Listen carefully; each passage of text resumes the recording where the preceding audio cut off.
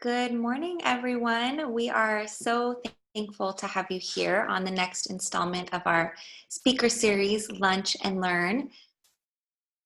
Today is a really special day in our Lunch and Learn series as we get to hear from two freedom fighters, Jennifer and Lillian, who work on our programs on the ground in Uganda. Our team in Uganda is made up of incredible men and women who are working to prevent human trafficking and provide aftercare to survivors. There are a total of 52 of them working out of our headquarters in Kampala, Uganda. And when people come to visit our programs on the ground, they rave about our staff, the culture that they have created, the hard work that they do, the unity amongst this team is absolutely incredible. And it is a real gift for us to be able to hear their stories and hear about the work that they do every single day. Thank you, Lillian and Jennifer, for joining us. Before we begin and before I hand it over to them, we want to acknowledge that we are facing a really difficult time in our nation here in the US, as many are struggling and fighting for justice and freedom. Willow is an organization that is committed to fighting for justice and fighting oppression. And we acknowledge that oppression takes on many different forms. The form of oppression which we work to fight against is human trafficking, the enslavement of human beings for profit.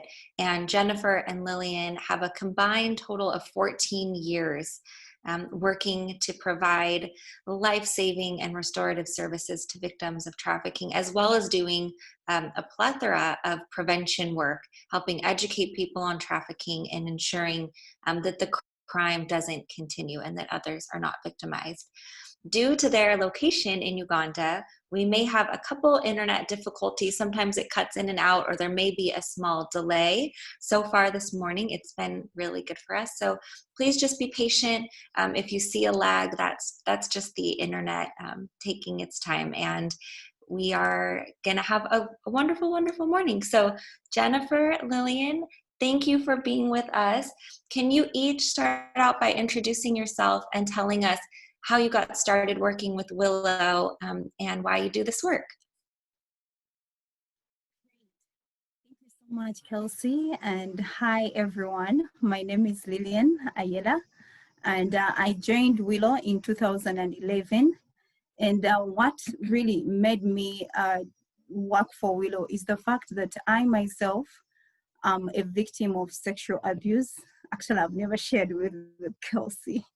Yeah, I myself am a victim of sexual abuse and a result of a broken family. So there was a gap that I did not get some of the things that I would have got as a girl child, that I made myself strong and confident. I decided to go for social work such that I can bridge the gap and be able to advocate for the rest of the girls who are in the community who are going through the same pain that I'm going through.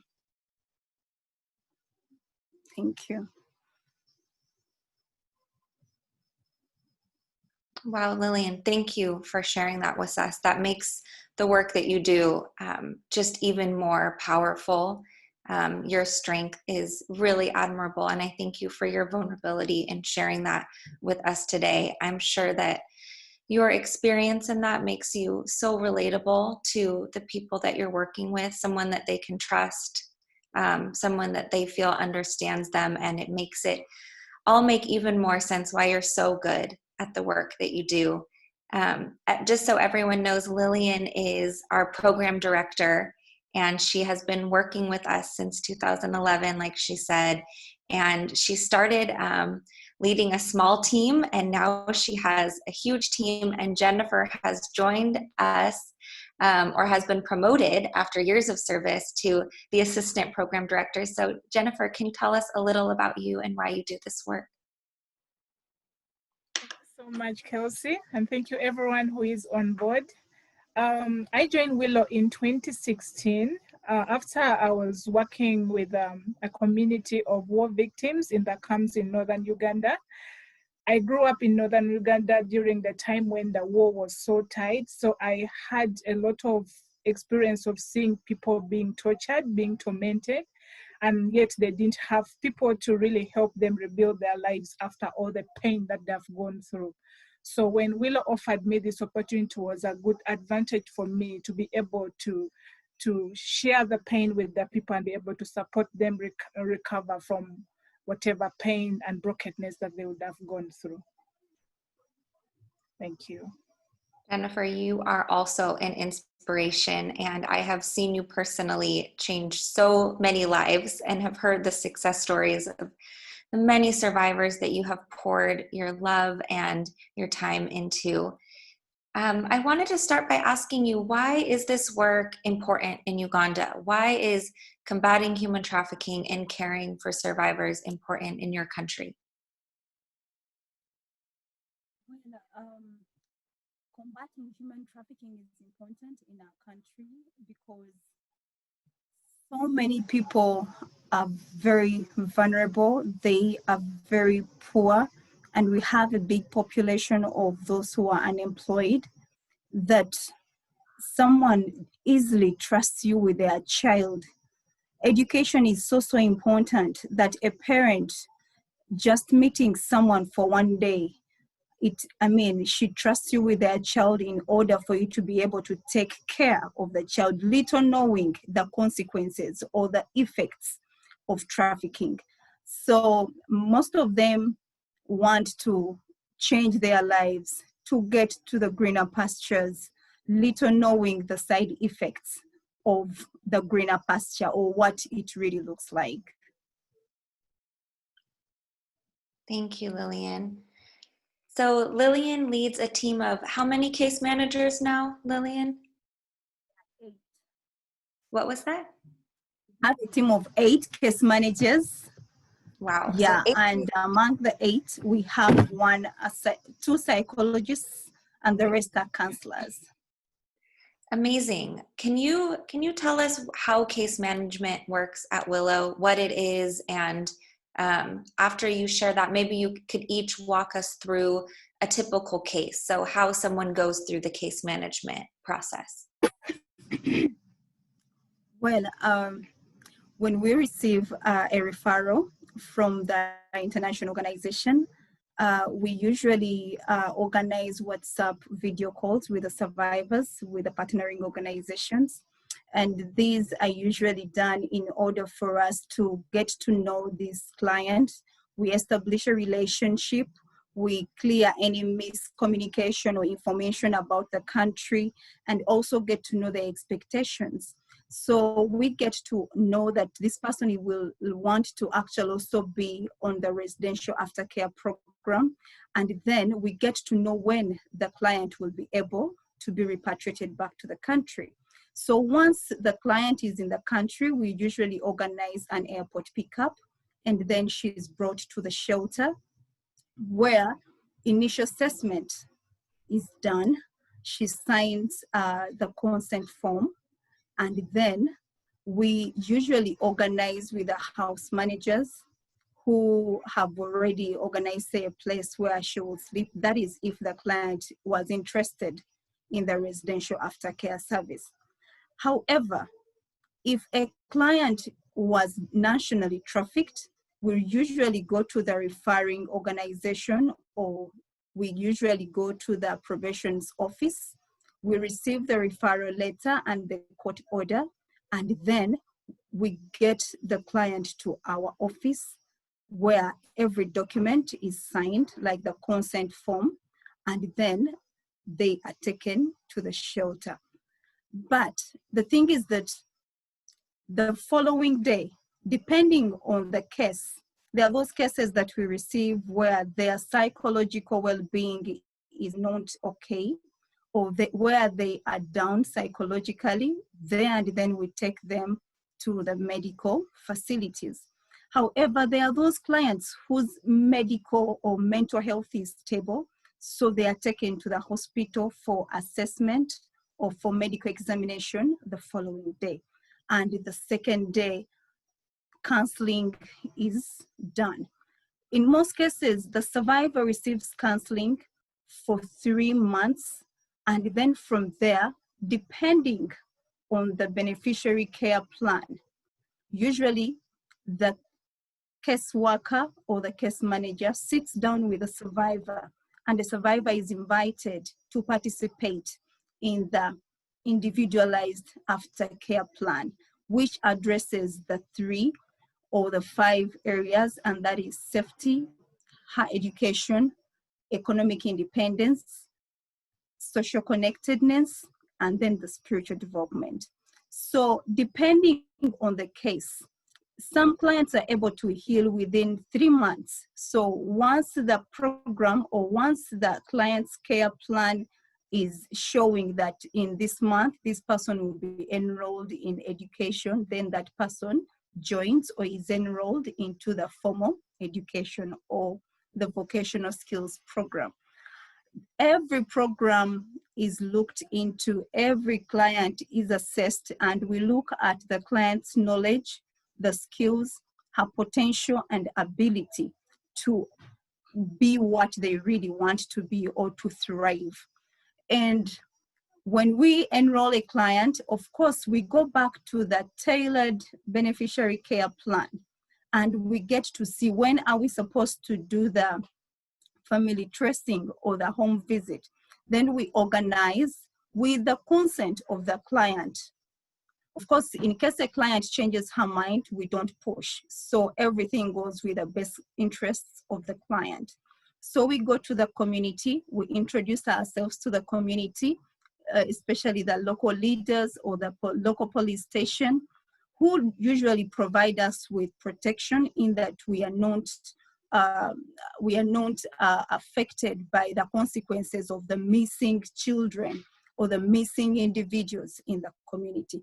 And whenever we go for the home visits, awareness is done because we wanted to prevent the family members from being trafficked.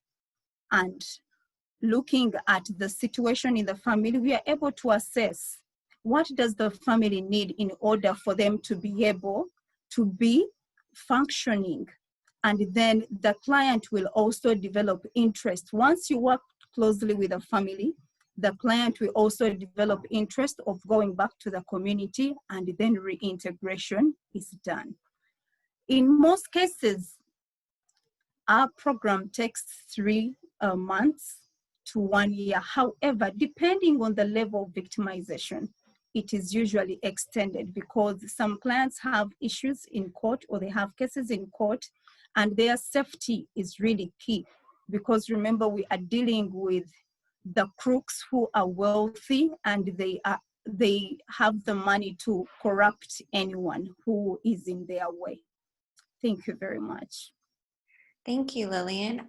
Jennifer, if you could share with us a little bit about our community-based care program and how that is slightly different from the program that Lillian explained. Okay, thank you so much. For our community-based care program, it's not so much different from what Lillian has said, except for our community care-based program is that the survivor receives all the other support and the programs that the residential survivor gets when they are living with their families.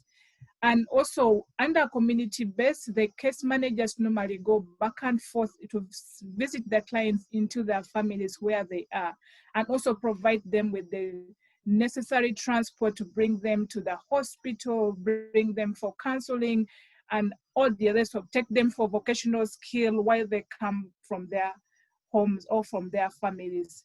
That is when they've chosen to be in the community. But all of them benefit the same program like the residential program. Jennifer, could you share why our community-based care program was created and why it's beneficial?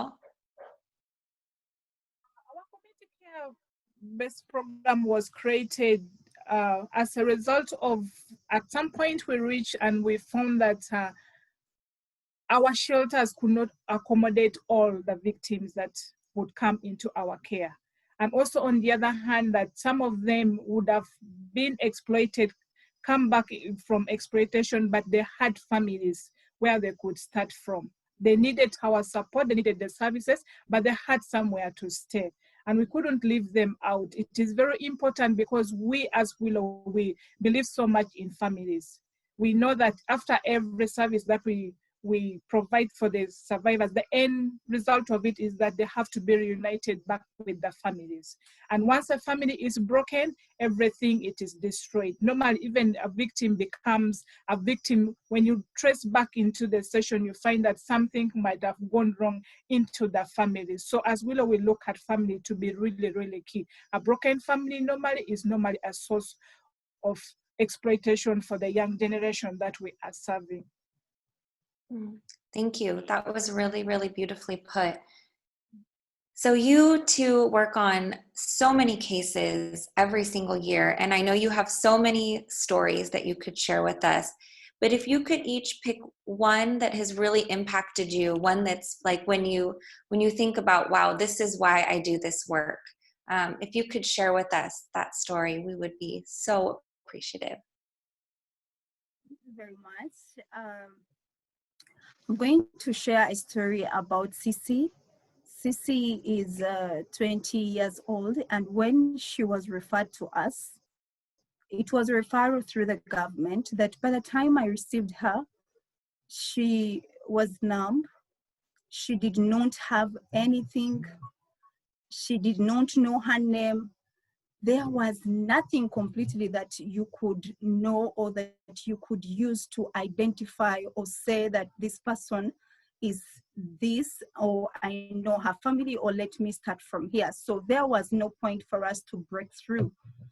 I remember taking her from the Ministry of Internal Affairs to our office, where I proceeded with her to the shelter, and immediately she was taken to the surgery for health care.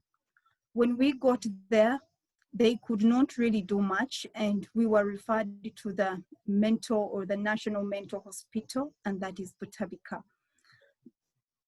Sisi was diagnosed with major depression, and I remember when we got back home, she could not sleep. She had little sleep.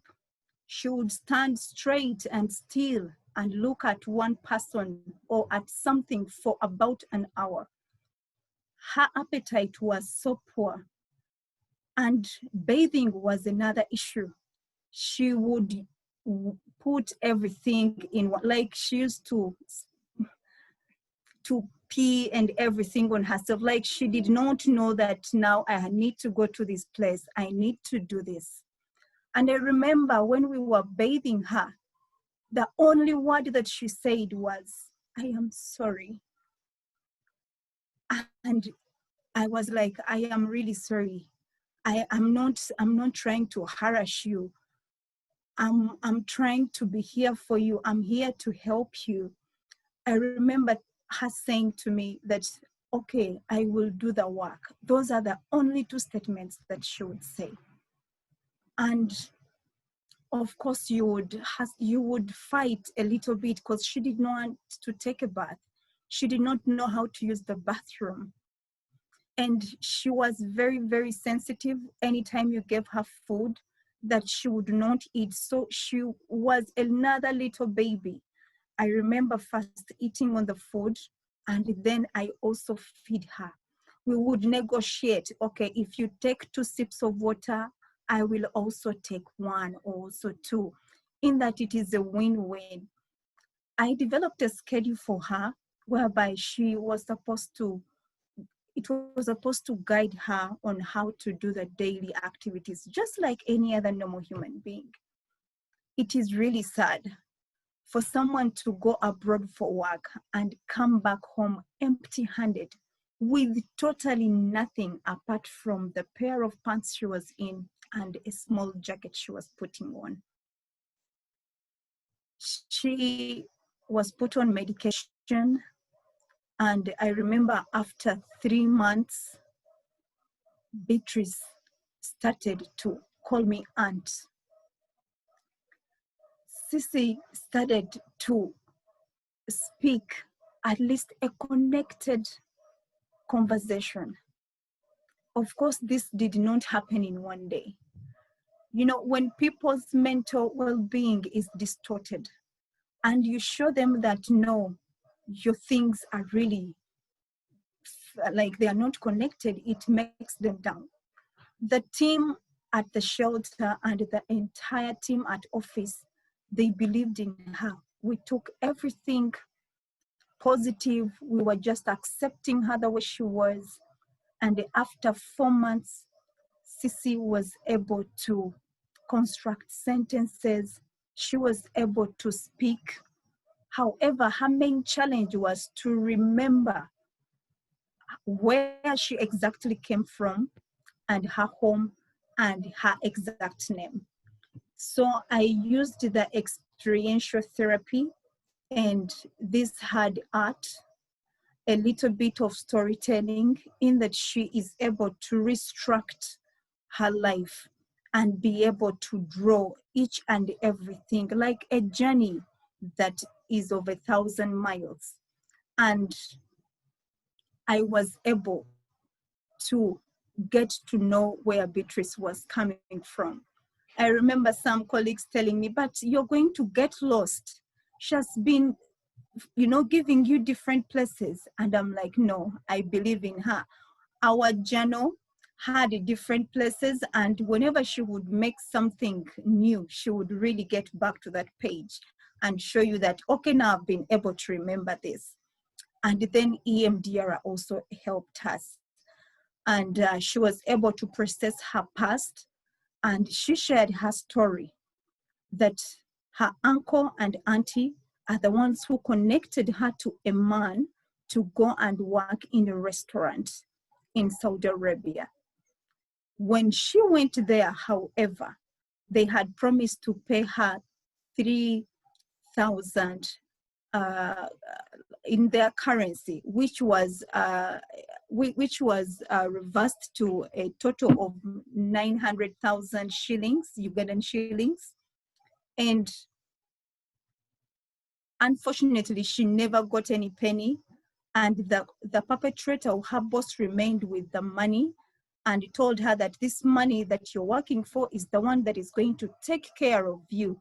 We are feeding you, we are providing you with health care. So she did not bring any money. And that alone was her source of pain, because she wanted to help her family and support the brothers who were not going to school and see that her family was really well. Thank you. Lillian, before we jump to Jennifer, could you share just how is she now? Did you find her family? What is she doing now? Where is she today? Today, Beatrice was able to open up her business. She opened up a shop that deals in general merchandise in her community. She got married and she gave birth to a baby boy. Her family is very supportive. They were very happy to see us, and they thought that she was actually dead because they had never heard from him since she left for work in Saudi Arabia. And she is happy. She is still on the medication from the referral hospital, but everything is really smooth. She's really happy, and she is strong and happy, just like any other normal life. Well, I am so moved by your commitment and by the commitment of the whole team, the team in the shelter, working with her every single day. Thank you for all that you do. That is just beautiful. Jennifer, we would love to hear your story next. Thank you so much. I'm going to share a story about my client called Mary. Jennifer, I'm sorry, can you come a little closer? We can't hear you very well. Yeah. I'm going to share a story about my client called Mary. Mary was trafficked to Thailand for sexual exploitation, and she was exploited in Thailand for over 8 years. During her time of being in exploitation in Thailand, she went through a lot. She was raped multiple times. She was abused multiple times. And at one point, when she had just stayed in Thailand for about 3 years, she happened to get a chance to escape from her bosses to try and return back home. Unfortunately, when she hit the airport in Uganda, Entebbe, little did she know that the trafficker had connection back in Uganda and had already lined up pimps who had gone where she had left her only son. She has a son who is now 13 years old. And by the time she was trafficked, she had left the son with a stepsister. And just like I said before, mainly a broken family is normally a beginning of somebody getting into exploitation. Now, this is Mary who, just like Lillian said, was initially sexually exploited, abused due to a broken family whereby the mother had separated with the father. And so she grew up on the streets of Kampala until she found her way to a lady who had helped her to start up a business until the trafficker came and got her when she was working for a lady.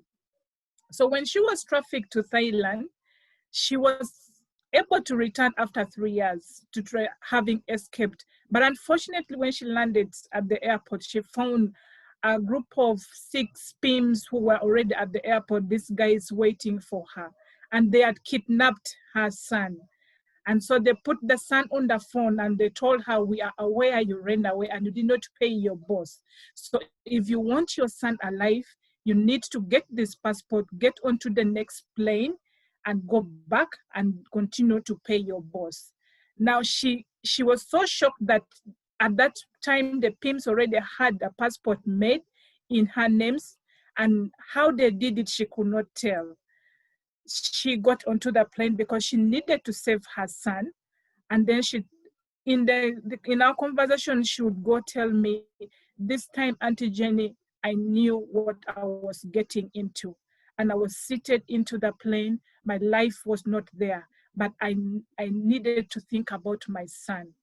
When she arrived in Thailand, she was picked up by another group of pimps who, as a way of punishing her for having run away from her boss, took her into a room, and all of them raped her in every opening of her body. And she said she only got to wake up after 2 days when she found herself in the hospital, lying on the hospital bed. She stayed in the hospital for some period of time. Her health started deteriorating. Later on, she was diagnosed with cancer. She tested for HIV positive. She had so many infections in her, and so she had to stay in the hospital with nobody to attend to her. A good Samaritan from the hospital saw her on her deathbed and had to call on to a civil society, a partnering body, to come and rescue this poor Ugandan who did not have anybody to attend to her.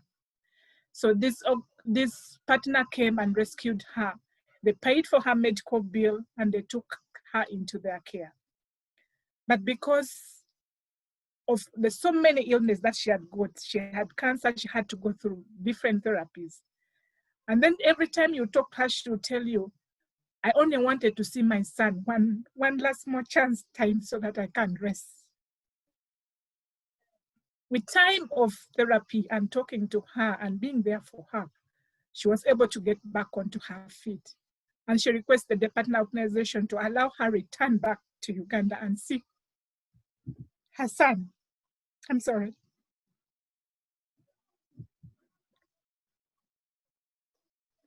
It's okay, Jennifer. Take your time.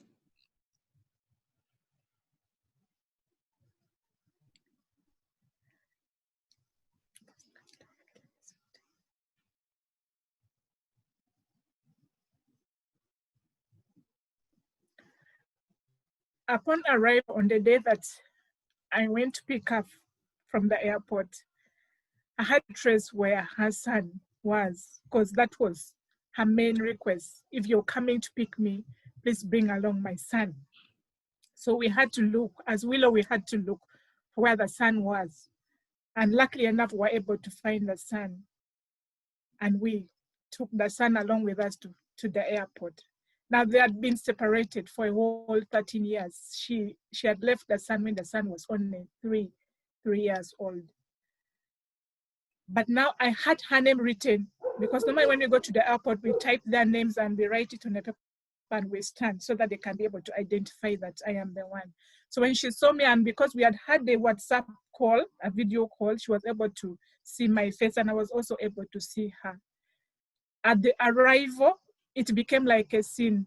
She ran and left her bag and came and said, "You are like my new mother. Thank you for bringing my son. Where is he?"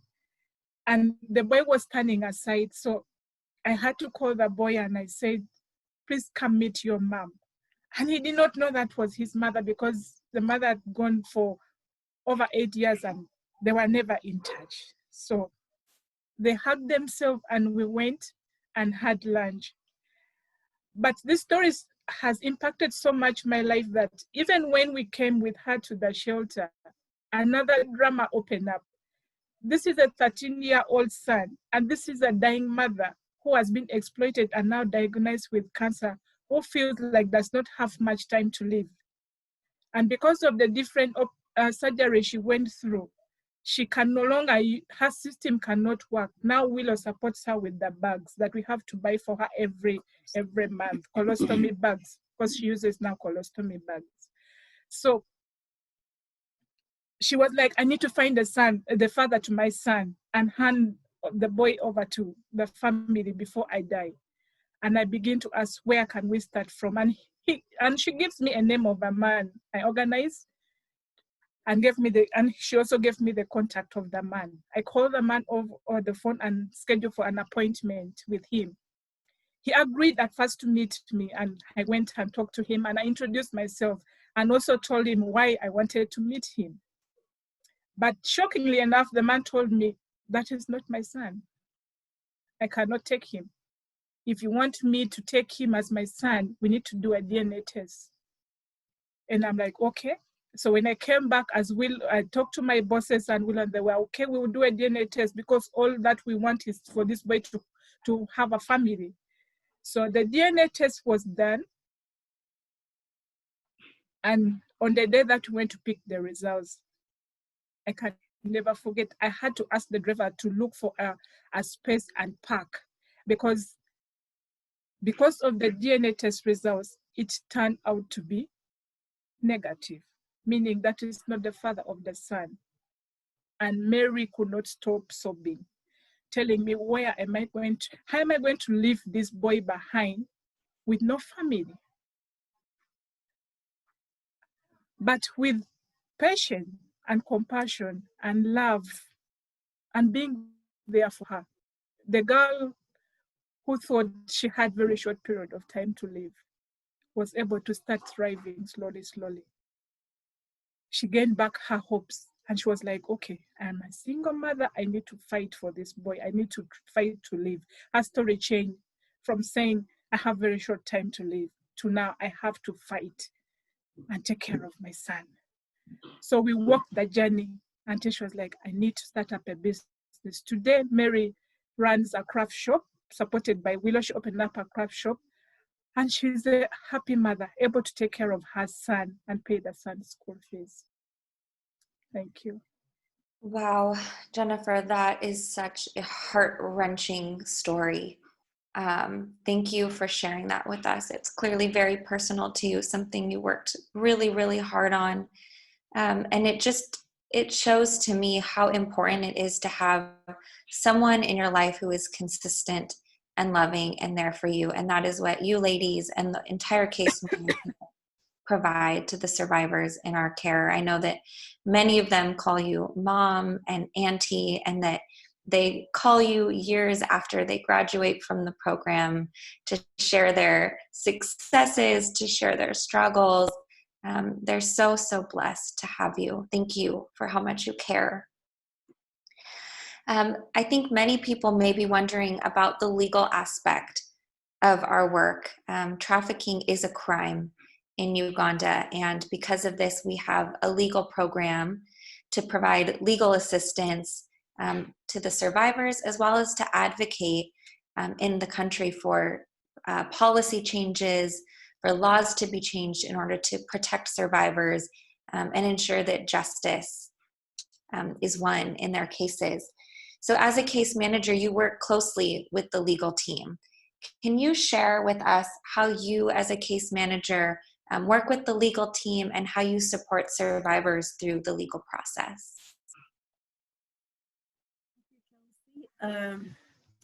Like I shared earlier, when we are conducting the first initial assessment, that is where we get to know whether the client is interested in pressing charges. And in case a survivor shows that they would like to press charges, then the legal programs manager is invited to listen and pick out the elements of trafficking, of the vice. And we start our journey of legal. And of course, it entails a lot. Everything starts from the investigation level. Of course, we work closely with the investigation officers and we accompany the survivor. In most cases, survivors tend to fear the law enforcement. And it's because at times they are manipulated by their perpetrators and then they also act. And so they fear that they might be arrested. So when we go to the police, we represent them and we support them. For example, when they are giving their statements, and in case a police investigation officer does not pose the question in the right way, I am usually, or the case manager is usually there to politely ask the police officer to change the question in that it guides or helps the survivor to be able to share her story. And of course, the stories at times have those small and the big traumas. There is a lot of breaking down, and our being there is to provide emotional support as much as possible. Where a police officer is trying to say, because at times they are not trained enough to be empathetic, then I'm able to request him or her to stop or pause, and then she gets back to her normal feelings in that she's able to express herself. And then the other thing also, when you look at the cases in court, we are able to believe in them. We remind them that, okay, much as the audience will not believe in you, I know that this actually happened to you. And of course, we have so many scenarios where even parents, you can, like I earlier on shared, I'm a victim of sexual abuse, but at times those who are close to us or the guardians don't believe in us, but we try to instill this feeling that at least I believe in you, I trust you, I know you're saying the truth. And then this gives the survivor confidence to speak without leaving any beautiful element such that the perpetrator faces justice. And of course, a lot of things happen when it comes to arresting. Again, survivors at times, they are intimidated by the perpetrators. You know, I will hunt you down, I will look for you. But our role is to always instill hope and show that you are going to be safe, and also advocate in case, for example, a case is having a sexual element. We work closely with the program's legal manager to ensure that the case is heard from the chambers and not from an open court. And then we advocate for things that will enable the client be able to speak, for example, the language that she's more fluent in, for example, where she would want to have the testimony from, and each and everything. And we encourage them that, okay, now that you feel you did not give a good testimony, can we go to the judge and share that you actually changed your mind because of this, in that she can give you a second chance to hear your testimony. So that is how we work closely, but our work is from the time go until when judgment is made. Because even when maybe the case does not go in the survivor's favor, we are able to comfort and provide any support. Because at times they really want to win. They feel they have given a lot. For example, there is this case where the survivor was trafficked from Saudi Arabia, and she kept every paper, every document that would make the perpetrator be behind bars. Unfortunately, on the ruling day, the judge said the investigation was not sufficient, and she expected the investigations officer to go on the scene, to go in Saudi Arabia. But this is not something that she had told us, because we would have tried. So the survivor felt like it was not fair enough, because she felt she had the videos, she had the pictures, and she had some paperwork to back her evidence. So even when things don't go in our way, it is the case manager to show that you did your best. At least you managed to speak, to save those who are silent. Thank you. Sorry, I was muted. Thank you, Lillian. I think one of the most powerful things I've seen your team be able to do is to influence how law enforcement interacts with survivors. In the anti-trafficking community, we talk a lot about trauma-informed care and having a victim-centered approach, and that's not very easy. Law enforcement has had their ways of doing things for many years, and they often don't understand the elements of trafficking. They don't understand trauma. They don't understand why a victim's story would change or why they wouldn't share information. And from what you've shared, your team has really been able to influence how the investigators and the courts interact with survivors. And I believe that that is why we're seeing more successes in our court cases. We're seeing a real transformation of the justice system because of your involvement with the legal department. So thank you for that. It's a huge victory, and I think something that other organizations are learning from, taking your lead and using you as an example for how to provide care in the legal sector. So thank you for that. So I know that I have supporters on our call who have supported us through coronavirus. It's impacted our work. It's impacted the entire world in tremendous ways. And it's changed, or it did change for those few months, how you provided case management. So could you share, both of you, a little bit about how coronavirus impacted your day-to-day work, and maybe some stories of how, because of our generous supporters, you were able to continue providing services and help survivors through such a difficult time? Thank you so much, Kelsey. When the lockdown happened in Uganda, it was really a total mess, because in most cases under case management, we normally accompany our survivors for hospital appointments, to do home visits and see how they're doing, follow up on their businesses. But when the coronavirus came in, all this had to come to a standstill. We were not able to go to do all the field visits. But that did not stop us from doing our work. We are committed to serving our people, and no matter what happens, we have to continue impacting their lives and bringing a change into their lives. And many of them who had started up businesses saw their businesses being locked down, and so they went into moments where they could not even afford food, like to feed on.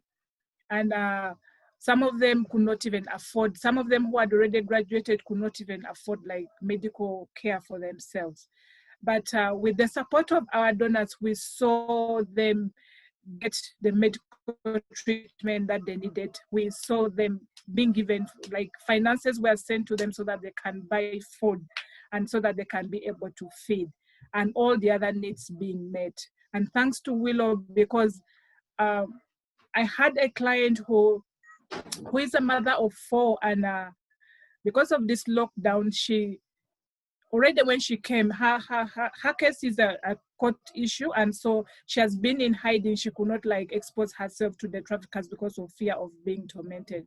But even the lockdown made it so worse that at this time she was stuck with 4 children, unable to feed them. But when Willow reached out to them, she made a statement that touched my heart. And when she got the money, she said, "You have given me a new life. Like you have," in Uganda they will say, "Onza debuto," like you have given birth to me afresh, like a newly born baby coming back to life, like coming into our life, getting back into them. It's better expressed in our language than in English. So all our survivors during this lockdown, thanks to our donors, they were being able to get food, they're being able to get medical treatment. Most of them were stuck with rent. At least Willow was able to pay for their rent so that the landlords do not throw them out of the houses. And that is a huge, huge relief for them. Thank you. Wow. Well, Yeah. thank you so much. Lillian, please share your perspective on this. Yeah, thank you so much, JR, for sharing. Oh, Lillian, we can't hear you. Could you try to come closer? Sure. Thank you. So the way the COVID-19 impacted our work, we had been so much used to the physical face-to-face, that presence when you're able to read someone's nonverbal, you're able to read someone and your client is able to feel you. Of course, we are used to hugging. I mean, much as some people were from backgrounds where hugging was not there. So there is a lot that is missing in the picture. And this actually made us to again upgrade from doing things digital to really, from doing things from analog to digital, where we had to train our staff on telegraph counseling such that we provide a good and more effective counseling session. Of course, it had some challenges. Like some people would feel like you're watching a TV, especially with children. But right now, after the training, we are able to know that, okay, you're supposed to be formal. The children have also now known why we are doing this, why we've shifted from the physical to the online counseling now. And again, what I saw is that it became very difficult for survivors to access healthcare facilities.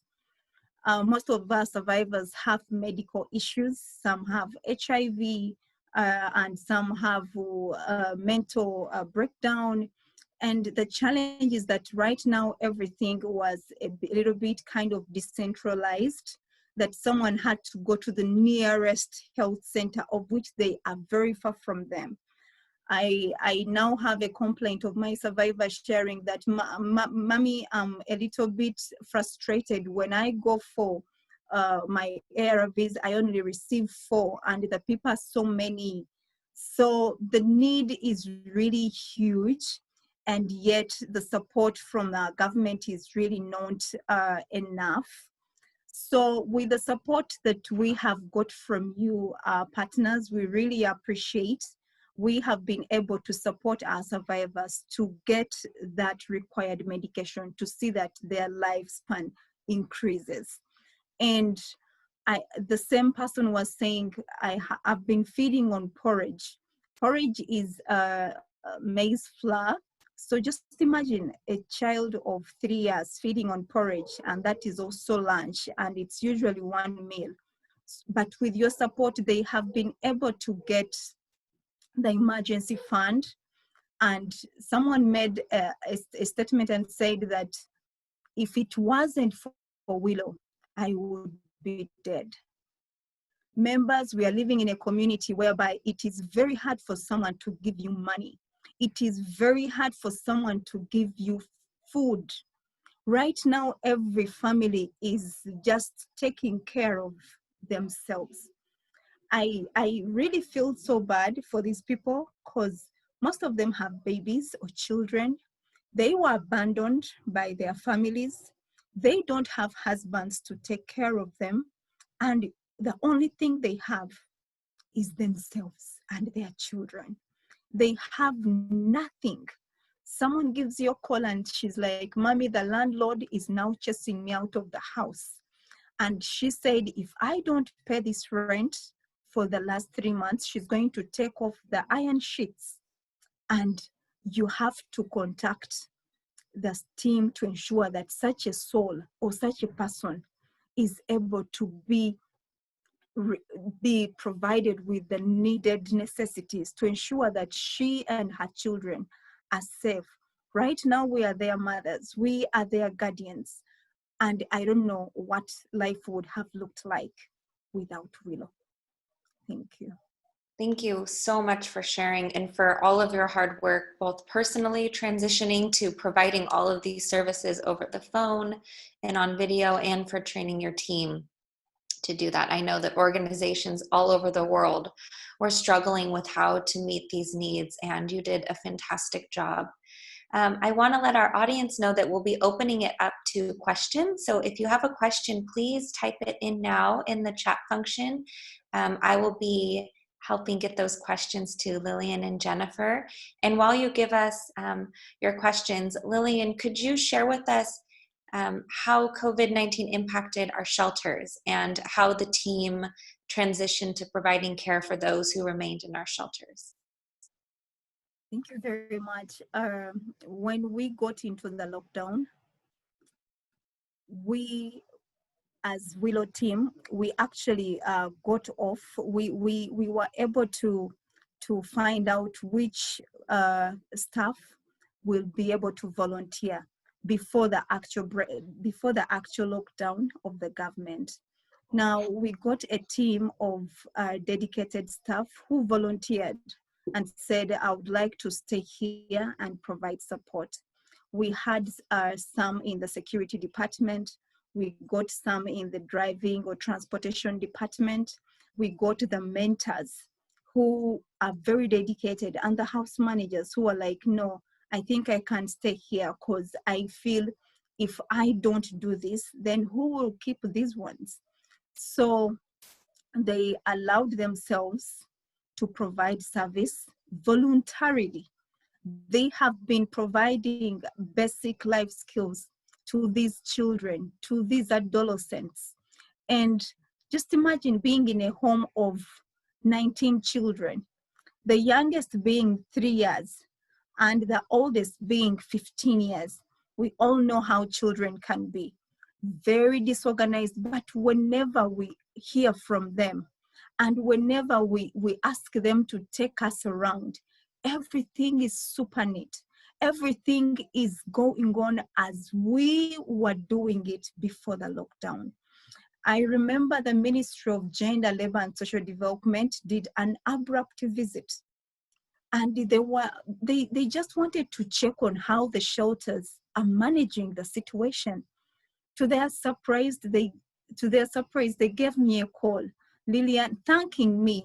And I'm like, to be honest, it is not me alone. I have a very big team behind. And I really salute the people that you found on the ground, because they just abruptly went there and they found everything intact. The children were busy in the art therapy. Those who were doing their work were also busy doing their holiday packages, and everything was going on as scheduled or as organized. And as Willow, we have also tried to ensure that the staff who are on board are able to receive some therapy, like some way of loosening or releasing or pouring out, because we don't want them to get tired.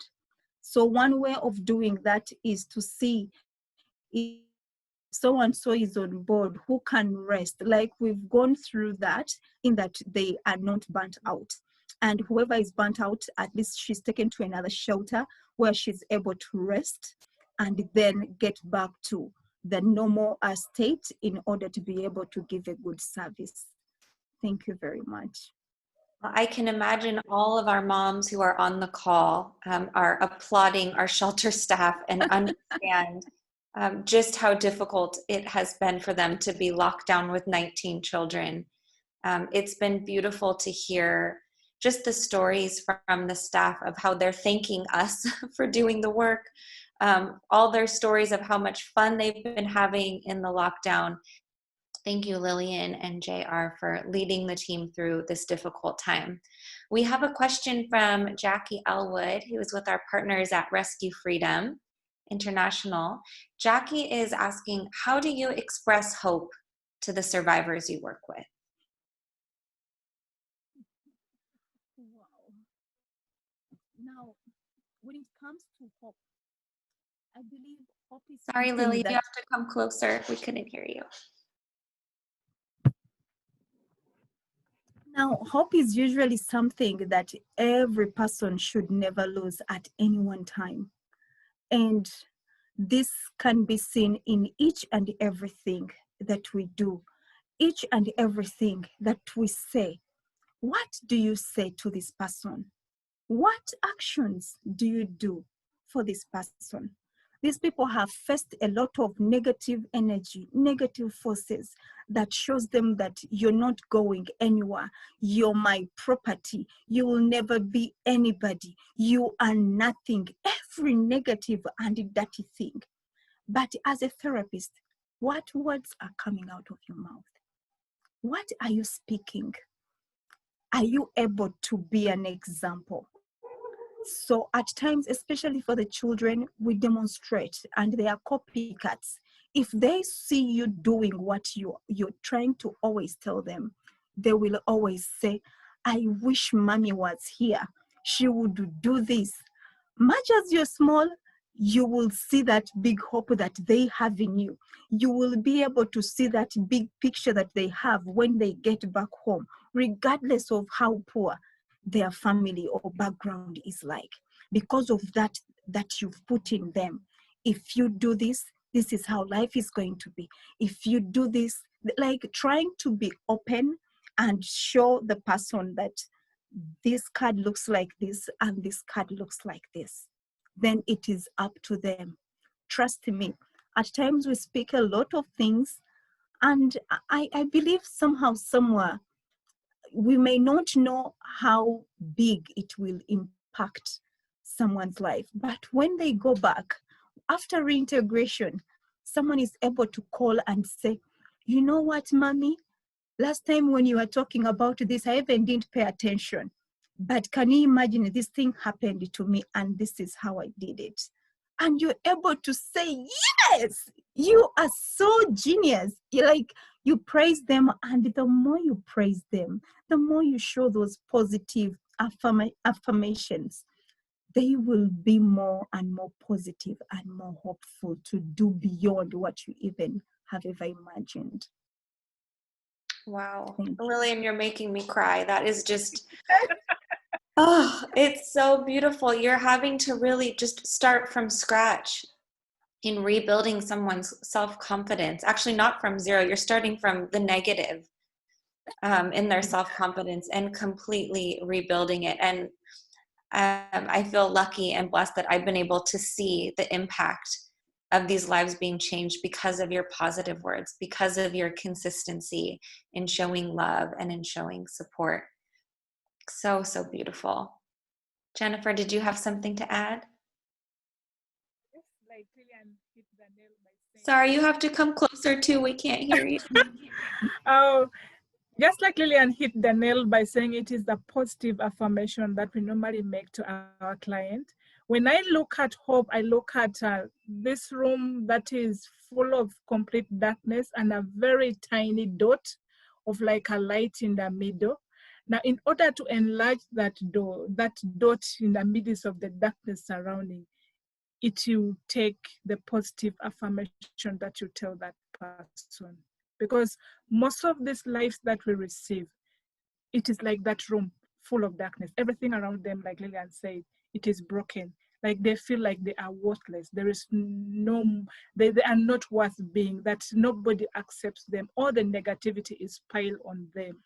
But as you begin to speak positive affirmation into their lives, slowly by slowly, that tiny light begins to enlarge. And as you continue, before you know it, it is now the light that has taken over the darkness, and the surrounding is more brighter.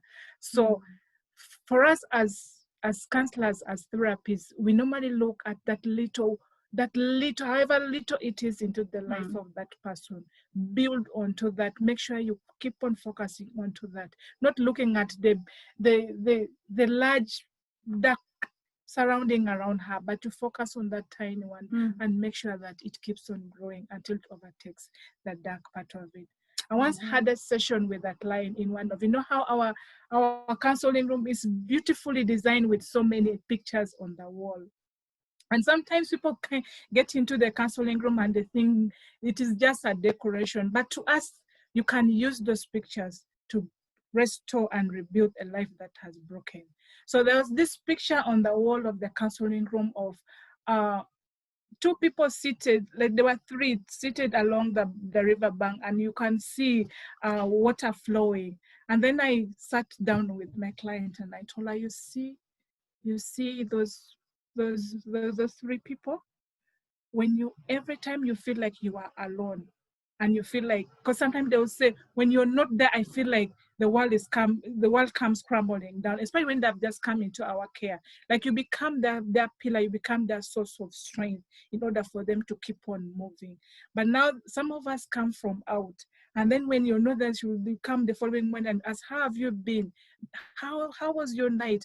I felt like this. So I told her, whenever you feel like you are alone, just imagine you're at the river bank and you see those three people. Just imagine one is you, the other one is me that you always want to be around, and the third one that you do not see properly is Christ, who is bigger than all and can change all things.